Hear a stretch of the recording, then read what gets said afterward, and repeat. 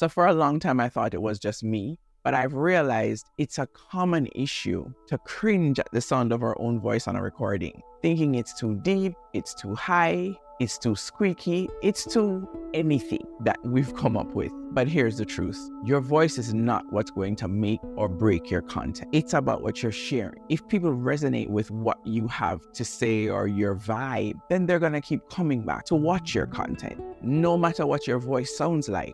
On my very small channel, let me tell you, I've already had an embarrassing comment that said, "Oh, I would like to keep watching your content, but your voice is killing me." It was a moment. But I stepped back into myself and I said, really? Okay, that's one person's reality, but I'm not gonna let that stop me from creating and providing the value that my spirit has told me that I need to do by starting this YouTube channel. So if you know that you have a thing on your heart or in your spirit to start sharing content, whether on YouTube, on TikTok, on Facebook, on Instagram, but you find that the thing that you can't get past is the sound of your voice on a recording, then stick around, because I'm going to share 3 reasons why you can let that go, and then 2 tips at the end that can help you feel more comfortable about how you sound when you do decide to record. So the first thing I want to talk about is, we've heard this before, right? Your voice makes you unique and authentic, but break it down. Your voice is a big way of how you express your personality. Like, think of when you get a call from a friend who hasn't heard from you in a long time. It's the timbre in your voice, it's the sound of your voice that makes them quite comfortable to know that they are speaking to you. So in that, you can know that there is a specialness to your voice, to your tone, to your pitch, because it's only you that sounds like that. And I'm pretty sure none of the people that are close to you in your life have or would stop calling you because of how your voice sounds. Now I know that's different, right? Because that's just talking about your personal life. But hearing your voice on film is a different vibe. So I'll tell you, when I had that comment about my voice being too deep, there's a part of me that sighed in relief, because it was one of the reasons that was holding me back. I do have a deep voice. My voice has a lot of what I call body in it, but this is how it's been since I was in my 20s. I just don't know how to speak like this. This is not where I speak from. I speak from my belly button, and it's just part of my persona. I'm a very grounded person. Yeah, maybe it's my hormones, maybe it's whatever. This is the sound of my voice. And I want to tell you something else about it. Although it may translate a little funny on video, this very same voice, if I decide to make a video of like a meditation to put you to sleep, you're going to sleep. Believe me. That is one of the skills and abilities that I have. When I do meditations, or when I used to do meditations for people, they fall asleep. The tone of my speaking, the pace of my speaking, it's very relaxing. As a matter of fact, it's relaxing you right now.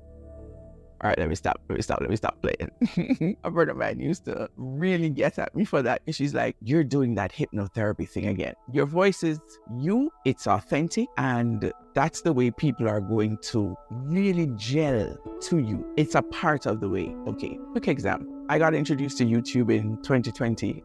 Really got introduced and started watching. And I watched so many different types of content creators. And there's one lady that I learned a lot from. Do I love her voice? No. But do I value what she's providing me in her content? Absolutely. So there's something in your brain called neuroplasticity. I don't know all the different meanings of it, but I take it in this way, or this is one of the ways in which I take it.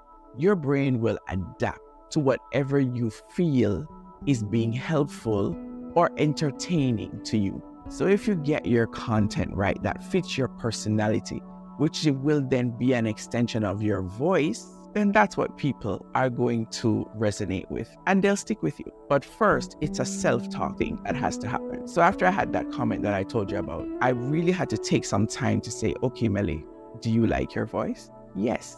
Do you think it sounds kind of weird on YouTube? Yes. Can you deal with the fact that it sounds a bit weird? Yeah, I can. I was really inspired to make this video because I have 3 friends actually who I talk to all the time, and I think their voices are lovely. I've been encouraging one to grow her stuff on TikTok because that's where she spends most of her time, and the other 2 just maybe talking about potentially YouTube or Instagram. And I was really shocked with the force of them saying to me, no, I cannot stand the sound of my voice. I'm never putting my voice on video. One of them actually said to me that she doesn't even send WhatsApp voice note. That's how uncomfortable she is with the sound of her voice on a recording. We have our fears and we're entitled to have them. But I think the biggest way to get past it is actually to just go and watch a bunch of content and see for yourself that everybody sounds different, and see how many people you would actually not watch content that you like simply because of the sound of their voice. It will be a very low percentage, I guarantee it. I think you get my point. Come on through,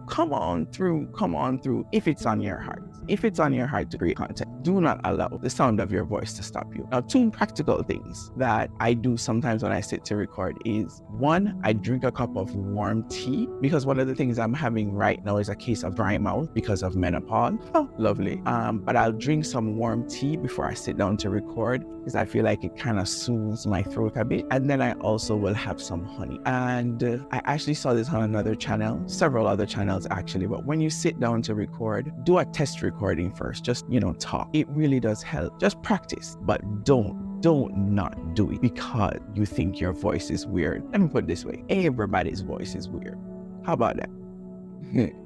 All right, well, I'm going to link a video in the end card that talks about breaking the anxiety cycle, because not wanting to record because of our voice is a part of anxiety. Hopefully that video can give you some more pointers about how to handle anything that you're anxious about. So thanks for watching. Subscribe if you haven't subscribed yet, and I'll see you in my next video. Take care.